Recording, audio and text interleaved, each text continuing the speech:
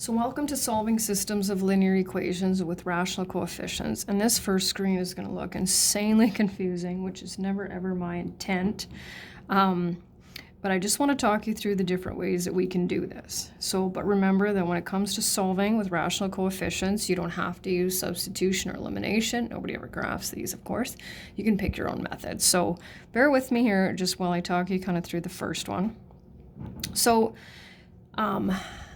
Because we're going to look at, I'm just trying to think, 1, 2, 3, 4, 5 different ways that we can do it. And that's, I think, what gets tricky. So when you're trying to help each other out, too, depending on the method you use, even though you should get the same answer, right, makes it sometimes a little bit challenging. So if you're if you're really good with fractions, you don't even need to worry about getting rid of the fractions, right? You can just eliminate the x's using the elimination method and just make sure your numerical coefficients are the same.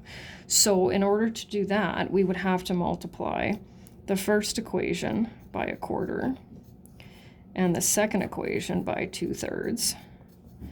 Okay, and then we would end up with, I believe that would be 1/6, right? So we'd have 1/6 x here, and we'd subtract them, right? You'd subtract these ones and we'd be good to go.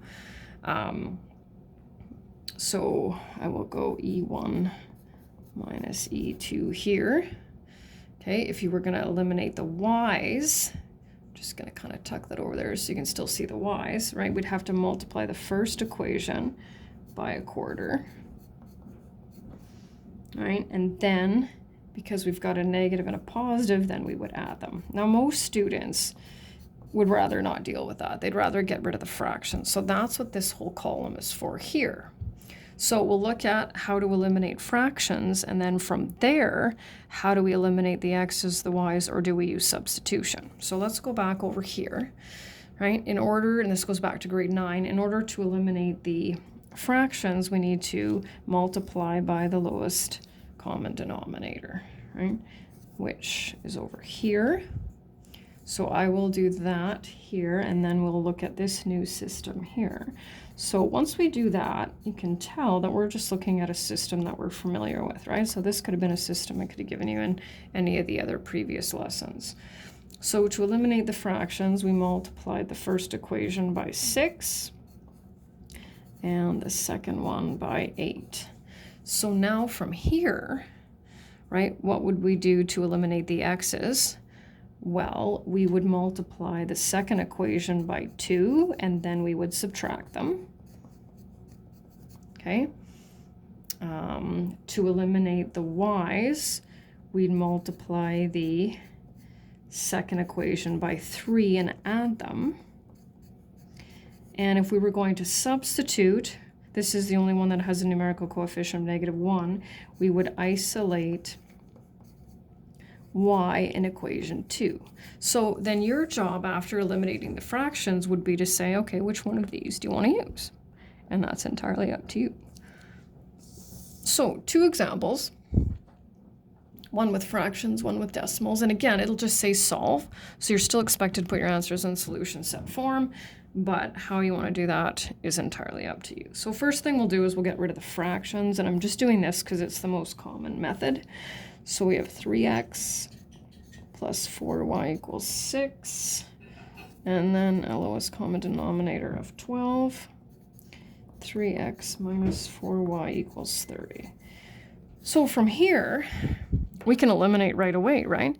To eliminate the x's, we can subtract them right away. To eliminate the y's, we can add them right away. So which one do you want to do?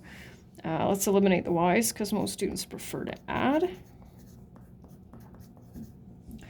So now I always recommend, when you're figuring out your other values, I always recommend the original ones because we know they're right. And if you've made a mistake here, you'll get an answer and think it's right, but it won't be. However, if you do substitute into one of these and your system and your solution's correct, that's totally fine. You'll get full credit. I'm going to go back to here because that's what I do, but that's entirely up to you. It's actually not too bad anyway. Equals 1, so half of 6 is 3.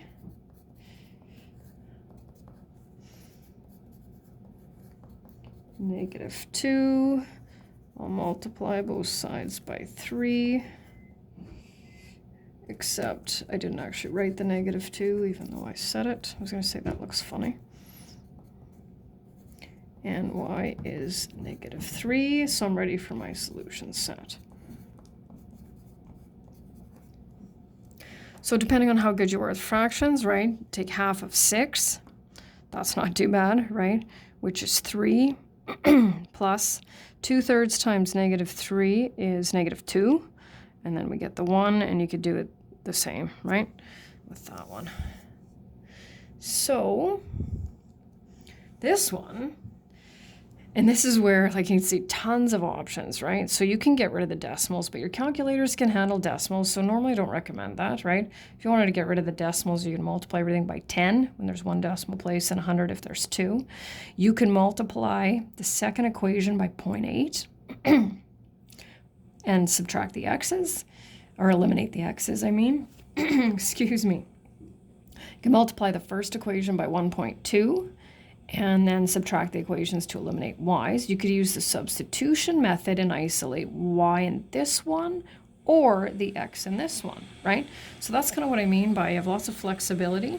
I'm going to substitute here 0.8x plus 3. I'm going to take this expression now and substitute it back into the second equation. There we go. So x minus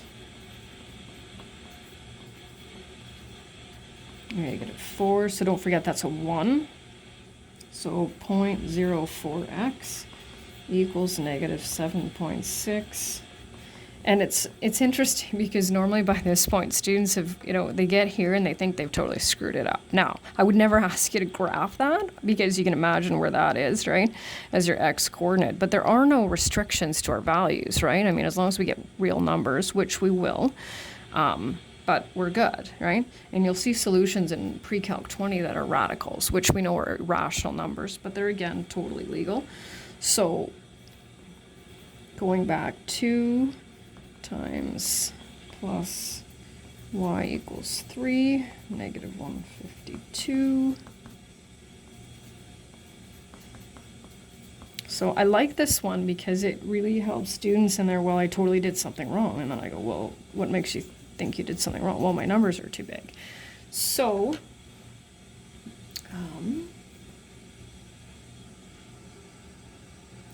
So I'll just finish off by showing you how to check this out. See if I can just see, as long as you, oh no, you can't quite see that, but that's okay. There we go.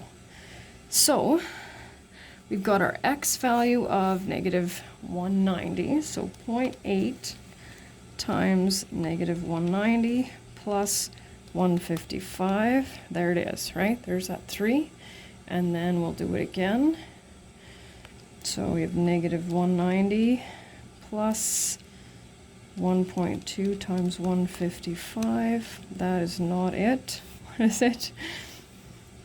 So -190 plus 0.2 times 1.2 times 155. There we go. Equals -4. And that's, of course, how you can check